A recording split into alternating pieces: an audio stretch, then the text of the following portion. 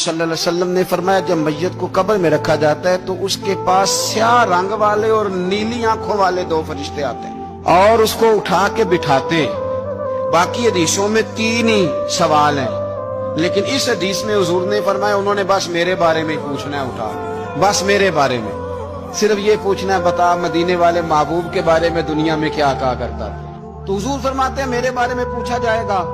वो कहेगा कि इनके बारे में क्या पूछते हो, अशहदु अल्ला इलाहा इल्लल्लाह व अशहदु अन्ना मुहम्मदन अब्दुहु व रसूलुहु। तो फरमाते हैं फिर उसे ना एक तरफ खिड़की खोली जाएगी तो जहन्नम का दरवाजा दिखाया जाएगा और उसे कहा जाएगा अगर तू सवालों के सही जवाब ना देता तो दोज़ख में जाता, लेकिन अब तूने सही जवाब दिए हैं। तो हुजूर फरमाते हैं उसकी कब्र 70 गज चौड़ी और 70 गज लंबी कर।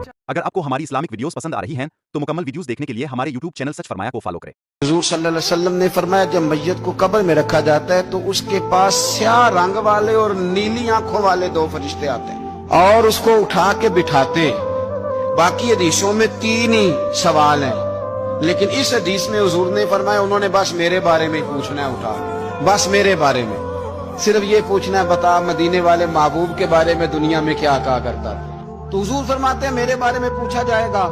वो कहेगा कि इनके बारे में क्या पूछते हो, अशहदु अल्ला इलाहा इल्लल्लाह व अशहदु अन्ना मुहम्मदन अब्दुहु व रसूलुहु। तो फरमाते हैं फिर उसे ना एक तरफ खिड़की खोली जाएगी तो जहन्नम का दरवाजा दिखाया जाएगा और उसे कहा जाएगा अगर तू सवालों के सही जवाब ना देता तो दोज़ख में जाता, लेकिन अब तूने सही जवाब दिए हैं। तो हुजूर फरमाते हैं उसकी कब्र 70 गज चौड़ी और 70 गज लंबी कर। अगर आपको हमारी इस्लामिक वीडियोस पसंद आ रही हैं तो मुकम्मल वीडियोस देखने के लिए हमारे YouTube चैनल सच फरमाया को फॉलो करें।